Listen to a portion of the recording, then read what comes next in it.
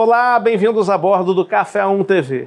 Um programa falando de mercado, desenvolvimento de marca e muita informação relevante para você aplicar aí nos seus negócios. E o programa de hoje está especial. A gente vai falar de tecnologia, vamos falar de startup, vamos falar de investimento anjo para você que tem um negócio que está começando. Bom, e serve para todo tipo de negócio, porque você sabe que atualmente a gente precisa pensar em escalar os nossos negócios. E não tem como fazer isso sem tecnologia. Por isso que a gente está trazendo para conversar com a gente hoje o Bruno Miscou, ele que é o cofundador da Equity Rio, uma empresa que investe em novas empresas, que tem mais ou menos o ticket médio de investimento de 500 mil. Então você vai conhecer hoje o Bruno, vai saber como que funciona esse mercado e saber se de repente a sua startup, a sua ideia, o seu projeto se qualifica para receber algum tipo de investimento. Então não sai daí porque o programa está sensacional, a gente vai ver tudo isso agora, mas não antes do Matheus Terra passar para a gente um pouco do panorama de como é esse mercado no Brasil e no mundo, que é um mercado multibilionário e você já pode fazer parte dele. Então espera aí porque o Café 1 está só começando e eu quero ter você aqui na nossa companhia.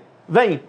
O mercado financeiro é um dos maiores mercados do mundo e dentro dele tem um setor de Venture Capital, que eu particularmente acho mais interessante, porque financia empresas que estão em estágio menos avançados, empresas que têm faturamento de centenas de milhões de dólares, dezenas de milhões de dólares, empresas com faturamentos bilionários, inclusive muitas grandes empresas que a gente conhece aí só ocorreram por conta de investimentos. Por exemplo, a Amazon, Jeff Bezos conseguiu investimento, a Alibaba, do Jack Ma, conseguiu um investimento com SoftBank, que foi o maior investimento da história do mundo. Simplesmente um investimento de coisa como 100 milhões de dólares se transformou em mais de 100 bilhões de dólares, um retorno aí multiplicou por mais de 1000 vezes o capital, um retorno sem precedentes. Então, esse setor de Venture Capital possibilita que empresas que estão em fases mais iniciais consigam o capital no momento mais necessário para acelerar o negócio.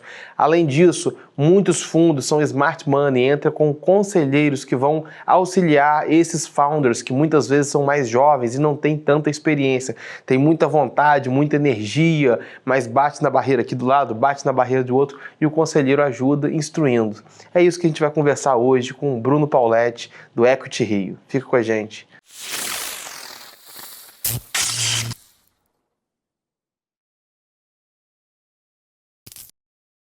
Olá pessoal, eu sou Rodrigo Fernandes e você está a bordo do Café 1 TV. O programa está começando e você é o nosso convidado para mais um dia espetacular, porque a gente ainda está falando de tecnologia, estamos falando de desenvolvimento de marca, estamos falando de startups. E hoje a gente trouxe aqui para conversar com a gente um camarada que é um expoente da tecnologia, ele que atua numa empresa, cofundador da Equity Rio. A gente está falando de Bruno Miscou, que é um prazer ter você aqui com a gente. Vamos falar hoje sobre desenvolvimento, principalmente para você que tem um projeto inicial, que está procurando investimento, quer saber o passo a passo, como que isso acontece, como que você procura. Vem com a gente no programa de hoje, não sai daí porque você vai ter, de repente, a virada de chave que você precisa para poder transformar o seu negócio de um projeto, quem sabe num unicórnio, um projeto milionário, bilionário. Não é isso aí, Bruno? Obrigado porque você está aqui hoje, cara. Eu que agradeço. Alô, Bruno. Tudo bem? Tudo bem.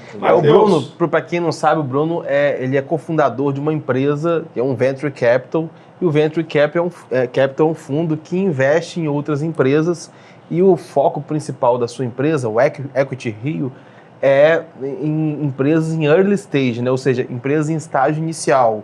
Então a gente não está falando aqui em empresas que faturam 500 milhões ano, não é isso? A gente está falando em empresas muito mais, muito menores, muito mais enxutas, numa fase, a maioria das empresas que você investiu tem 4 anos de fundação, não é isso? 5 anos, e a maioria das empresas do estado do Rio de Janeiro, que ele investiu. Então, Bruno, acho que para começar, você podia falar para o pessoal que está em casa, explicar o mercado financeiro, assim, sabe? Quais são, para quem abre uma empresa e não entende nada de mercado financeiro, você pode explicar quais são as fontes de financiamento, capital próprio, debt, equity, se for via capital de terceiros, como que ele pode fazer até chegar num investimento de um venture capital, como que funciona esse mercado financeiro para a pessoa que quer captar recurso nele? Legal. Obrigado pelo convite. Vamos lá, então acho que assim, para o empreendedor, né, para o microempreendedor, para o pequeno empresário que tem aí, está iniciando a sua operação, já iniciou a sua operação né, já está rodando a sua operação, né, há 1, 2, 3 anos e começa a encontrar dificuldade para ganhar escala, né, para conseguir testar novos canais de distribuição do seu produto ou do seu serviço. E a gente sempre diz que se você quiser acelerar o crescimento da sua empresa, vale a pena você pensar em captar recursos, captar investimentos com fundos de investimentos, né?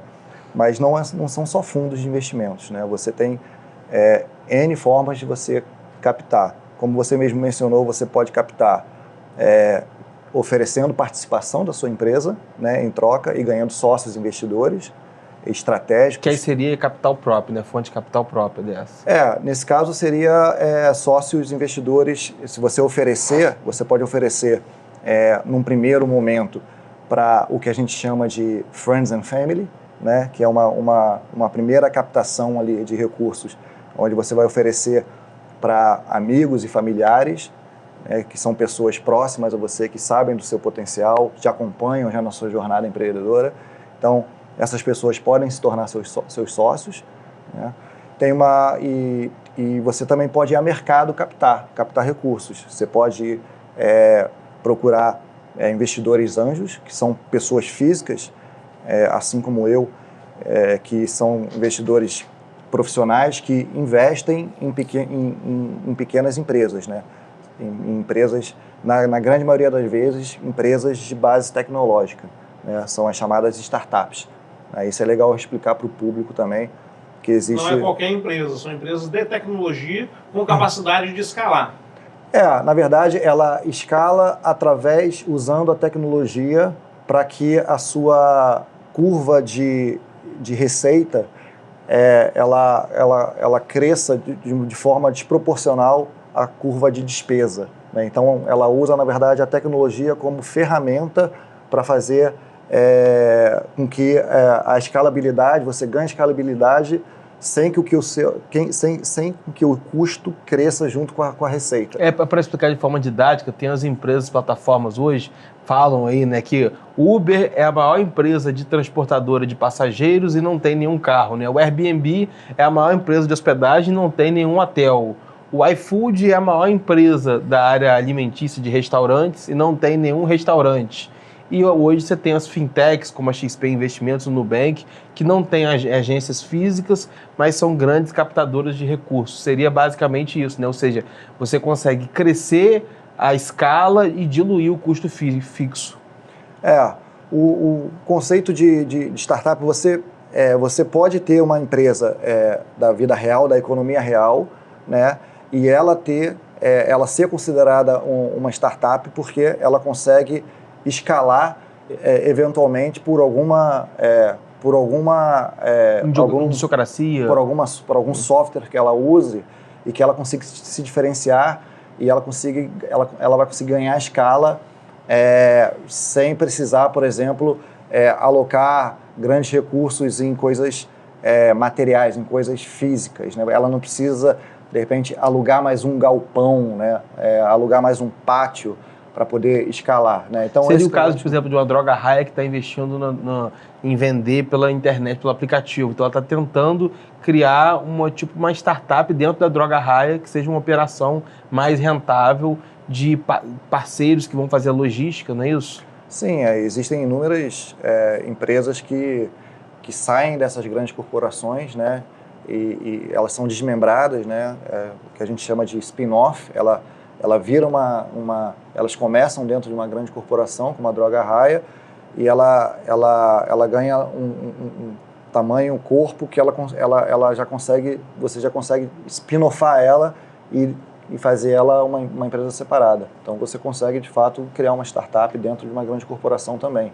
E hoje existem grandes corporações que também investem em startups, né? Você tem investidores anjos que investem, né? Você tem redes de investidores anjos. Isso é legal dizer, que você, ao invés de você procurar um investidor anjo individual, né, você consegue buscar uma rede onde você tem vários investidores anjos que se reúnem para fazer análises desses projetos e conseguir e fazer esses investimentos, né? Você também tem fundos, né, de Venture Capital, que são empresas, né, que captam recursos no mercado,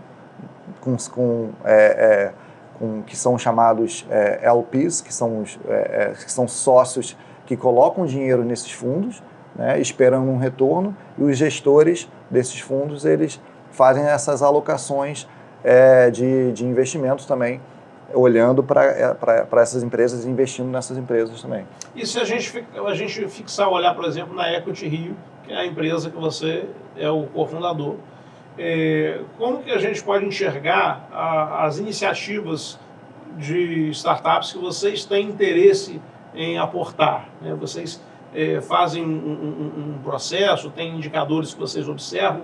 Se o camarada está ali agora querendo, né, saber o passo a passo para ele se tornar interessante e receber um aporte seu, né? E o que ele tem que fazer? Qual que é o passo a passo para ele estar preparado para chegar até você? Legal. Eu acho que assim, a primeira coisa, antes de eventualmente entrar no site, né, pode, né, da minha empresa ou seja de qualquer outro fundo para aplicar e submeter o seu projeto, a sua empresa, eu acho que o conselho que eu dou é sempre fazer uma autoavaliação para saber se você está pronto para entrar nessa trilha que a gente chama. É uma jornada, é uma trilha, é um caminho que uma vez que você entra nela, você tem que necessariamente seguir. Então, é o que a gente chama de trilha do VC, né, do Venture Capital. Então, o empreendedor ele tem que fazer essa autoanálise. Por exemplo, eu estou preparado para ter um sócio investidor, né, que vai demandar de mim uma agressividade no crescimento acima do normal, acima do que eu estou usualmente conseguindo entregar. Então, essa pergunta o empreendedor tem que se fazer.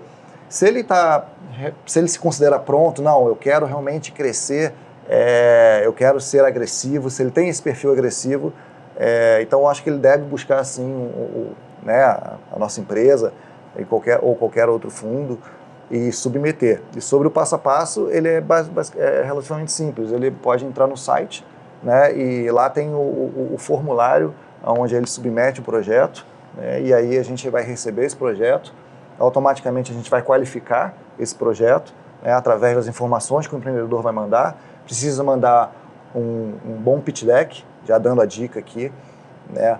O que é o pitch deck? Vamos esclarecer para o pessoal o que é o pitch deck. Pitch deck é aquele documento, né, é um PowerPoint, você pode fazer em várias plataformas, mas os mais conhecidos são o PowerPoint, ou no Canva, ou o Google Slides, enfim.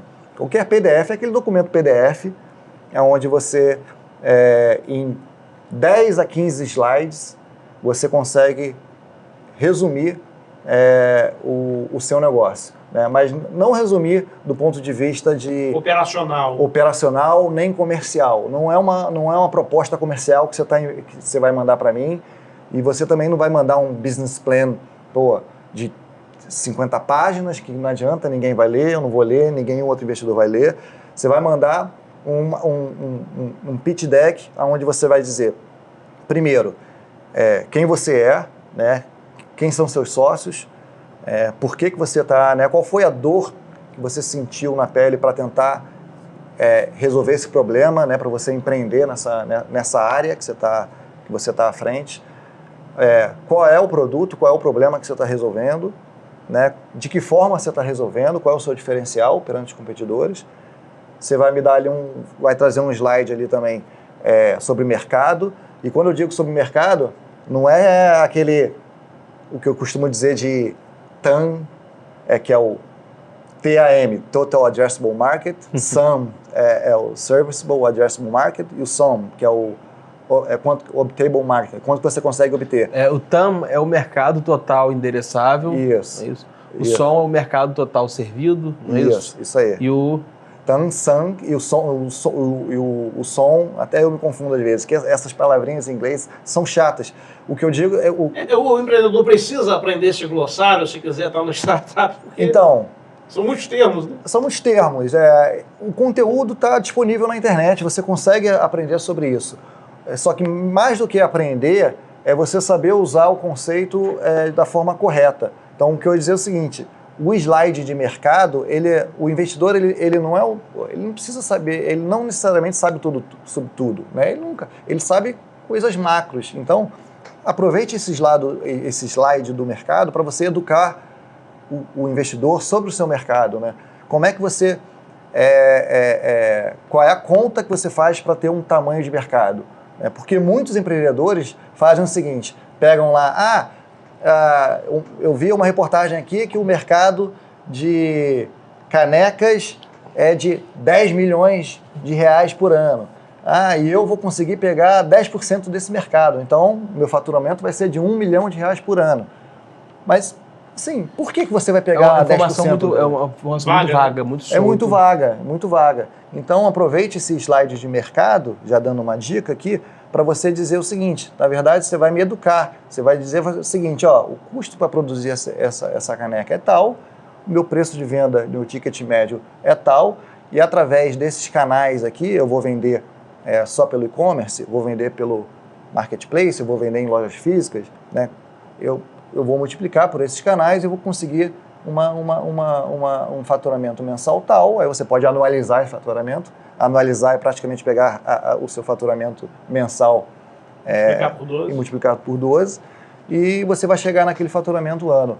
Então, é importante ter isso no slide de mercado, e lá no final você vai ter o slide de quanto que você quer qual é a sua pedida, né? Quanto que você vai pedir qual é o seu projeto? Quanto que você quer para se tornar, aqui no exemplo da caneca, a marca de caneca que mais vende no Brasil. Então, eu vou querer tantos mil reais, o meu projeto é para tantos mil reais, ou tantos milhões de reais.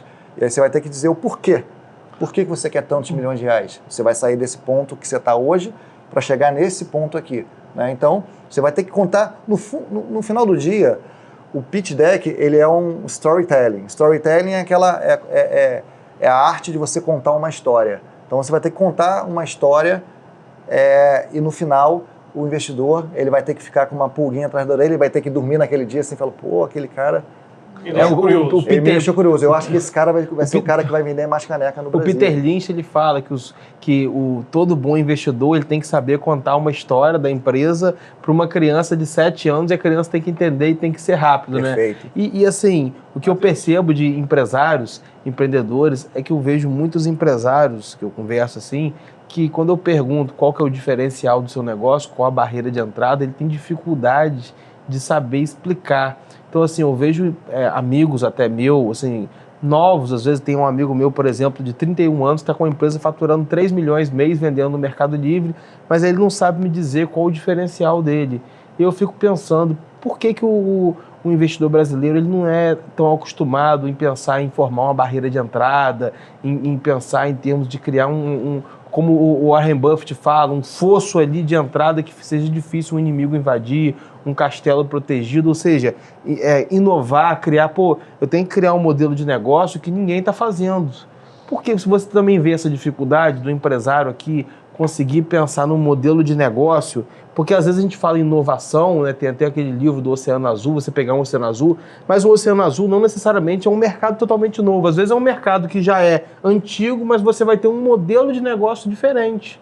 O que você acha disso? Você acha que os empresários têm dificuldade de conseguir pensar num modelo de negócio diferenciado que vai atingir uma lacuna de mercado que outros não estão atingindo? Cara, é tanta dificuldade que o empresário brasileiro já tem que passar. Eu acho que assim, o diferencial às vezes às vezes não está claro no início, mas em algum momento na jornada dele ele vai conseguir achar esse diferencial.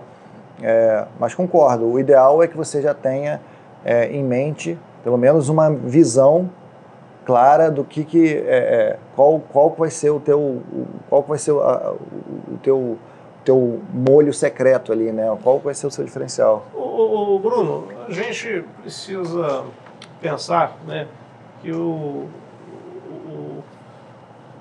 empreendedor, o aspirante empreendedor, quando ele tem uma boa ideia, aquela ideia para ele é tudo, vale ouro. E quando a gente fala de diferencial, de repente isso daí é o primeiro ponto daquela ideia.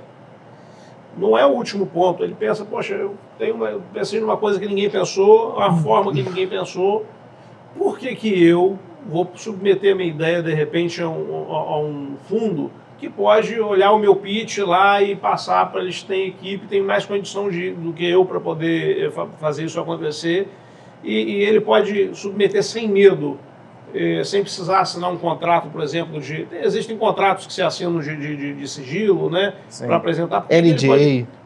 Como que ele pode ter a confiança de apresentar um projeto que tem o diferencial, de repente, da vida dele, sem medo de que esse projeto não vai ser copiado?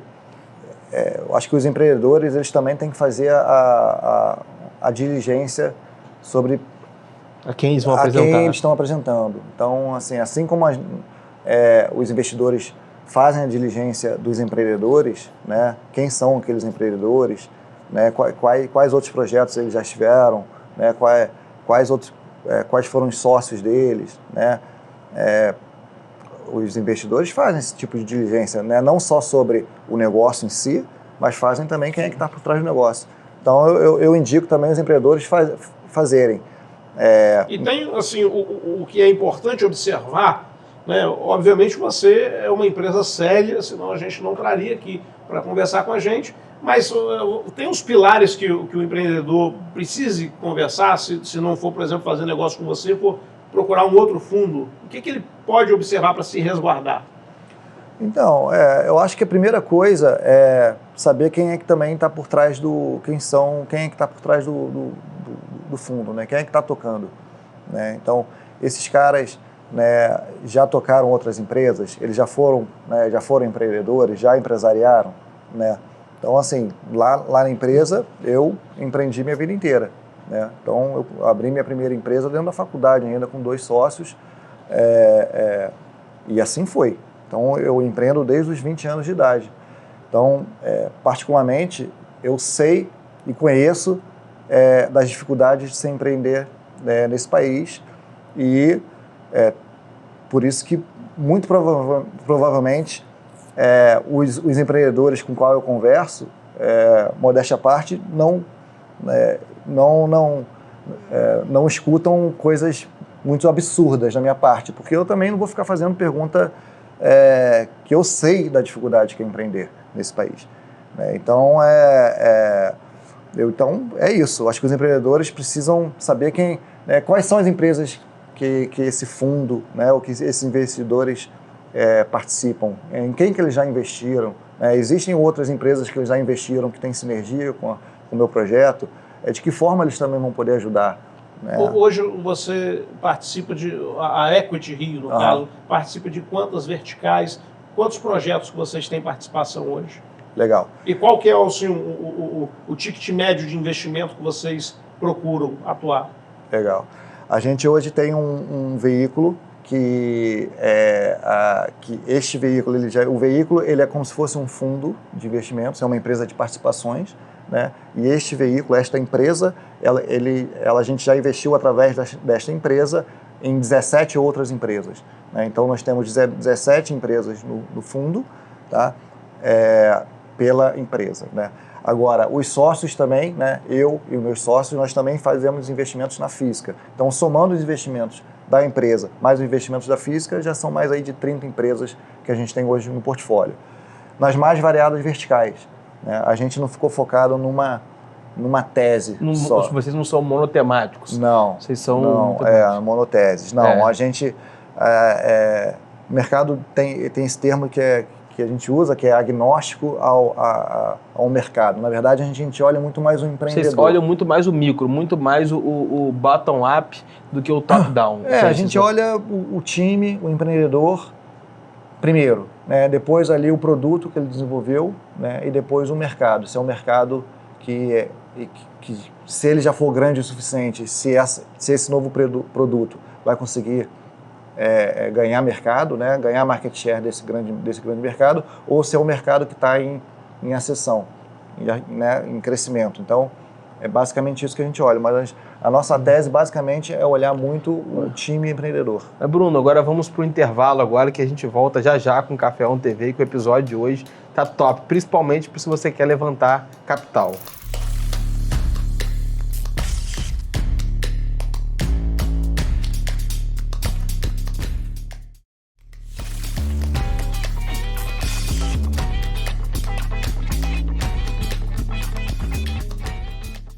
Eu sei que você já ouviu falar no Mercado Livre de Energia, mas pode ter achado muito burocrático ou simplesmente não teve tempo para olhar isso com calma, né? Mas o momento chegou. É rápido, é mais simples do que parece e você não investe R$1 para isso.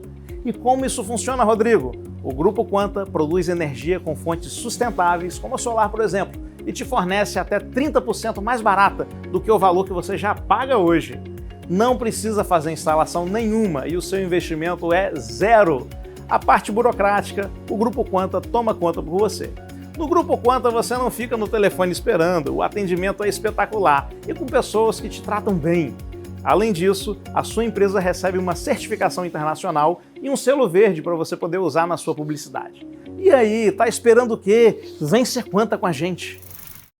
Estamos de volta aqui com o Café On TV, a gente está conversando com o Bruno, com um papo muito bom. Ele que é cofundador da Equity Rio, um fundo de private equity, de venture capital. E eu quero abordar um pouco esse mercado lá nos Estados Unidos. A gente vê que o ecossistema lá floresceu, principalmente, né, inspirado ali no Vale do Silício, Silicon Valley, lá atrás com o Bill Gates, o Steve Jobs depois teve o Larry Page no Google, enfim, mais recente o Mark Zuckerberg. E essas empresas de venture capital, elas oxigenam muito o mercado de pequenas empresas e aceleram, impulsionam para um crescimento. Trazem muitas vezes trazem um conselheiro que vai estar instruindo um empreendedor, um founder que muitas vezes é novo, tem 20 e poucos anos, 30 anos, enfim, tem vários pontos que agregam para a economia, né? Como eu falei. Eu queria perguntar para você o seguinte, na sua visão, qual é a função do mercado de venture capital, principalmente se você olhar para os Estados Unidos, o que aconteceu lá, o quanto de coisas positivas, entendeu, que o mercado traz. Eu estou trazendo isso justamente porque tem muita gente de casa que pensa só em especulação, day trade, a pessoa não entende do mercado. Então, você podia explicar de forma mais pragmática qual a importância do mercado de venture capital e, se possível, dando alguns exemplos, alguns cases de sucesso de empresas, seja o PayPal lá com Peter Thiel e outros que foram acelerados por venture capital, eu acho, né? Enfim, você podia falar sobre isso, qual a importância? Não, legal. É uma atividade que no Brasil é mais recente, né? Eu acho que a indústria de venture capital no Brasil não deve ter mais do que, 20 anos, e nos Estados Unidos realmente eles foram precursores, né? E nasceu justamente quando os empreendedores começaram a crescer suas empresas e terem as suas empresas vendidas. E aí, quando eles veem as participações nas empresas, esses empreendedores americanos, eles começam a retribuir isso para o empreendedorismo, para a sociedade. Né? Devolvendo para universidades, para fundos. A maneira que eles têm de o que eles chamam de give back, né? de você retornar. Como é que eu consigo fazer a inovação, né? O empreendedorismo aqui de forma recorrente e não deixar morrer esses projetos, né? Então aí eles começam cada vez mais, toda vez que eles têm uma empresa, por isso que é um ciclo vicioso que a gente chama, né? Virtuoso, né? Virtuoso, exatamente. Vicioso é para baixo, né? Não é espiral negativa, é espiral positiva. Exato, virtuoso. Meti uma gafe aqui, porque o empreendedor ele tem um sucesso, ele, né, tem a liquidez, ele ganha o dinheiro, faz os investidores dele também ganhar dinheiro, né, faz os fundos que apostaram nele retornarem dinheiro os investidores, porque sempre lembrando que um fundo de Venture Capital, por sua vez, ele também tem investidor por trás dele. Então, você vê a cadeia toda sendo retroalimentada e aí, com esse recurso, ele vai e, bum, retorna para, seja na aceleradora, na incubadora, volta para e investe de novo em novas empresas e novos projetos.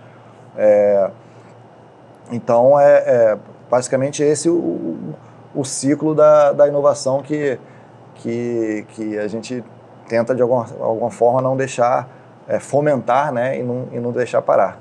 Quando a gente fala de volume investido, volume aportado, é sempre a maior curiosidade de quem tem um negócio incipiente, né, que é o nosso foco aqui hoje. E você saber quantificar quanto que vale esse negócio é muito importante. A gente vinha falando, né, de apresentar um negócio que já tem uma certa validação, o MVP que a gente chama, né? Eu até cheguei a perguntar a você, acho que ficou para trás lá nas perguntas, né? Qual que é a média, o ticket médio de investimento, acho que a gente pode falar sobre isso. Mas eu queria trazer aqui uma pergunta de um seguidor nosso que mandou aqui, eu vou ler aqui para você, mas essa pergunta é análoga também à outra, né?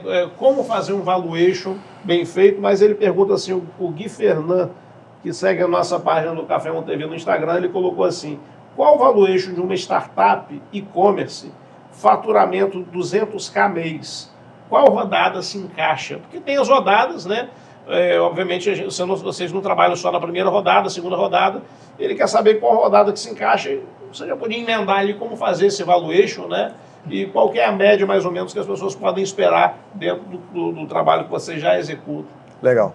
Bom, só respondendo, então, lá na empresa, o nosso ticket médio de investimento foi de R$500 mil, tá? Então, essa foi mais ou menos a média desse primeiro fundo que a gente administra e gerencia. Bom, respondendo aí ao Gui Fernand. Bom, o e-commerce é uma atividade que você já consegue medir faturamento, medir receita, né? Ele comentou em 200 mil mês, né? O que dá aí 2 milhões e 400. 2.400 anos. Aí você tem várias maneiras de fazer. Primeiro, assim, em relação à rodada, é interessante saber se ele já levantou algum tipo de rodada, né? Se ele já captou investimento. Se já está dissolvido. Se ele já tem ali na sociedade dele, né, no que a gente chama de cap table, né, que é a capitalização das ações, né, a planilha de ações, se ele já tem investidores. Se ele já tem rodada, né, se ele já levantou capital anteriormente, é bom. Isso aí já serve como um indicador ali para saber. Uma referência, né? Exatamente, uma referência. Se ele ainda não levantou nenhuma rodada, está sendo a primeira rodada que ele quer levantar, ele pode olhar para os pares de mercado, né? Ele vai olhar mais ou menos concorrentes que estão no mercado com faturamento próximo, dentro do mercado dele. Aí vai ter que olhar o financeiro do negócio dele, né? O que a gente chama dos unit economics, né? As unidades de negócio, né? Então, margem bruta, margem líquida, custo de mercadoria vendida, custo de aquisição de cliente, lifetime value, né? que é a linha, quanto tempo aquele cliente fica na base comprando, recomprando o produto dele, cancelamento de uma série de indicadores, né? Uma série de indicadores. Não é um cálculo rápido nem imediato. Assim, mas não é difícil. Uma planilha resolve fazer, tá? E você também vai olhar também a velocidade também com que ele cresceu, é importante dizer. Se ele demorou 1 ano para chegar nesse faturamento, isso é uma coisa, consumiu tanto de caixa, né? Se ele demorou 2 meses para chegar nesse faturamento, já me diz outra coisa. Ele de repente ele achou um canal de distribuição, de marketing interessante. Então, são indicadores, né, que você vai poder olhar, olhando também para os comparativos, né? Mas eu diria, assim, dentro do mercado de e-commerce, no múltiplo, entre 3 e 4 vezes, que é mais ou menos hoje quanto o múltiplo hoje o mercado está negociando. 3 ou 4 vezes o valor o faturamento dele. Do faturamento mensal. Do faturamento anual. Anual. Entendi. Então é bem promissor, né? Mas obviamente tem que olhar tudo, né? Tem que olhar o time que está por trás, tem que olhar como é que está a empresa, né? Fazer uma diligência. Antes de eu liberar, Matheus, a palavra para você, eu queria só fechar esse assunto, porque o cara pega investimento querendo colocar, aplicar de repente, claro, na criação de infraestrutura, ampliação da força do negócio. E muitas vezes a gente tem aquela barreira que é a barreira do desenvolvimento, né? Não sei como é que está esse gargalo. É um gargalo encontrar desenvolvedor. Você, quando entra fazendo participação nessas empresas, vocês têm uma equipe que vocês trabalham, indicam? Como é que funciona isso? Legal. De fato, já foi um gargalo maior o mercado de tecnologia e desenvolvimento. Hoje em dia, eu acho que o mercado se equilibrou um pouco, né? Então você teve ali em 2020, 2021, meio que um boom, né, de muita empresa, né, bastante capital disponível e alocado nas empresas, querendo contratar precisando crescer muito rápido e contratar muita gente. Isso inflacionou também um pouco o mercado de desenvolvedores, né, de tecnologia. Hoje o mercado está mais equilibrado. Então, assim, hoje você consegue, obviamente, ainda é difícil montar um bom time de desenvolvimento, né? O mercado de tecnologia ainda não é fácil achar tanto essas pessoas, né? Esses desenvolvedores. E com a pandemia, o desenvolvedor sempre gostou de trabalhar home office, né? E a pandemia para eles foi ótimo, porque de fato o nerd não saiu de casa. Para eles, assim, eles passam dias, né, horas, né, o dia inteiro na frente do computador, né? Então, para eles foi muito bom, a ponto até de conseguir, aqueles que são realmente bons profissionais, entregam bons projetos, estão aí nadando de braçada nesse mercado aí, tem muita coisa boa. Calma aí, pessoal, espera aí que a gente vai para o intervalo comercial e a gente já volta, não sai daí, é rapidinho.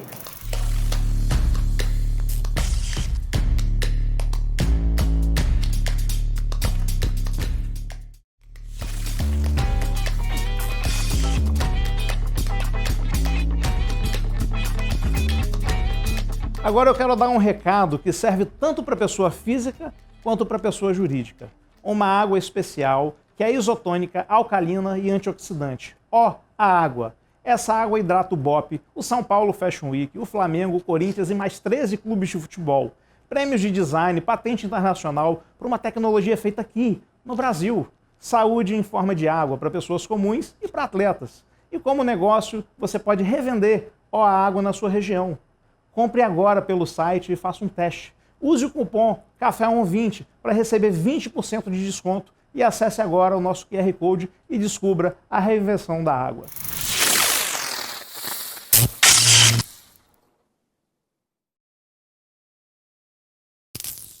Estamos de volta do intervalo comercial e você continua agora com um papo, né, Matheus, que está show de bola aqui com o Bruno Miscou, da Equity Rio. Ô Bruno, agora eu quero fazer um questionamento com você. Eu sou um cara que gosta de pensar muito, tentar pensar fora da caixa sobre as coisas e refletir sobre negócios, sobre empresas, sobre pessoas, sobre comportamentos, né? Outro comportamento que eu percebo no Brasil, talvez no mundo também tenha muito disso, é de muitas pessoas abrindo negócios olhando para o lado, olhando para o que os outros estão fazendo.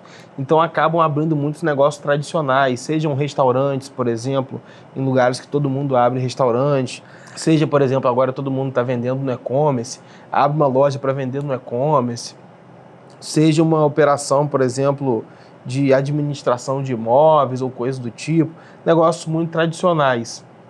Só que no livro texto vem dizendo, né, que teoricamente, em mercados onde a barreira de entrada é muito baixa, o retorno marginal, a margem, né, o retorno marginal, ele tende ao custo de capital. Para explicar pessoal que está em casa é o seguinte, hoje o custo da Selic, por exemplo, está aí 10,75, tá a Selic hoje, ao ano.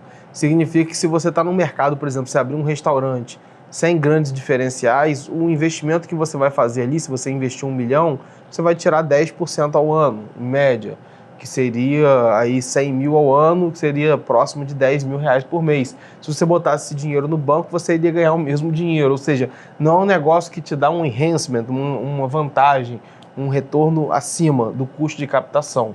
A gente sabe que os retornos muito acima de captação são de empresas escaláveis, startups, como o Bill Gates, ele questionou quando falaram lá atrás, né, para ele que sobre essa questão de que a concorrência vai gerar uma concorrência maior, vai fazer com que o retorno dele convirja para o custo de capital. Ele falou, vocês não entendem o que vocês estão falando, o algoritmo, meu negócio é eu ter um custo muito grande para produzir e depois na hora de replicar a unidade a mais é diluído em cima do custo fixo. É que nem o CEO da NVIDIA que falou que produz toda a infraestrutura agora para inteligência artificial, trabalha com essa questão de microchips, ele gasta muito desenvolvendo essa infraestrutura para sustentar a inteligência artificial. Depois, o custo para fazer a unidade adicional é muito mais baixa, porque o investimento já foi feito antes. Você acha que realmente tem muitos empresários aqui no Brasil que vão seguindo muito em negócios tradicionais, por exemplo, abre uma loja de rua para vender roupa, ou uma loja de e-commerce, e não pensam em negócios escaláveis, em negócios com modelos de negócio diferenciados? Você acha que tem esse problema? Olha, eu acho que o empresário que está pensando desta forma, de abrir uma unidade física, loja, roupa ou qualquer na coisa. rua, física, sem pensar na omnicanalidade, ou seja, na convergência dos canais, esse cara está fadado ao fracasso. Eu não investiria, não abriria novamente. Eu fiz isso há 20 anos atrás, 25 anos atrás, mas hoje em dia, para você ter um negócio de economia real, né, o bom da economia real é que você consegue fazer ali um DCF, né? Fazer um fluxo de caixa descontado, você consegue ter previsibilidade, medir melhor, você consegue ter, né, você consegue mensurar, você tem estoque, você consegue liquidar os ativos, você consegue ter alguns ativos que você consegue tangibilizar, né? Coisa que no mundo da tecnologia nem sempre você consegue tangibilizar o número dos bits, né? O mercado dos bits. Correto. Então, eu acho que sim, óbvio que ainda existe oportunidade na economia real. Eu mesmo, na física, sempre estou olhando essas oportunidades. Recentemente, a gente investiu em franquias e teve sucesso até vendendo a franquia para a própria franqueadora. Na área de beleza estética, também fizemos outros investimentos recentes na área na área de beleza estética. Mas por trás do investimento existia, sim, esse conceito de você oferecer para o consumidor a experiência do mobile, né, do aplicativo. A venda, na verdade, na rua era só basicamente para realizar o serviço, que realmente dependia ali de uma máquina realizar o serviço, mas toda a venda, toda a captação de leads e converter o leads era jogado para um chatbot no WhatsApp. Então existia um modelo de negócio diferenciado. É como o Edgar Corona falou da Smart Fit, por exemplo, que na verdade você pensa, é um modelo tradicional de academias, de loja física, mas ele pensa em utilizar a tecnologia para oferecer uma série de serviços. Futuramente, eu já vi, você vai entrar na Smart Fit, futuramente você vai botar o dedo ali, vai mostrar todas as suas vitaminas, o que falta, o que você precisa, você vai subir na balança biopedância, vai vir um treinamento personalizado para você no mobile. Hoje eu já vejo, muita gente vai para a academia Smart Fit, malha, usando o mobile, o aplicativo, então ele tá conseguindo usar a tecnologia e vai cada vez usar mais para oferecer uma série de serviços adjacentes, de modo que ele consiga ter uma vantagem competitiva em relação ao empresário local que não consegue ter esse investimento no software, né? Então é um modelo físico que de fato tem uma escalabilidade por oferecer um diferencial competitivo. Então, pessoal, assim a gente se despede de vocês, agradecendo a audiência e convidando para vocês se manterem aqui, firmes aqui nesse canal, porque vocês sabem, toda semana a gente tem um episódio inédito, temos as reprises e sempre com conteúdo interessante para você aplicar aí nos seus negócios. E você sabe que a gente está trazendo sempre pessoas enriquecedoras aqui, então não deixe de acompanhar, acompanhe nossas redes sociais, Café On TV, no Instagram, no YouTube. Te vejo lá. Um abraço.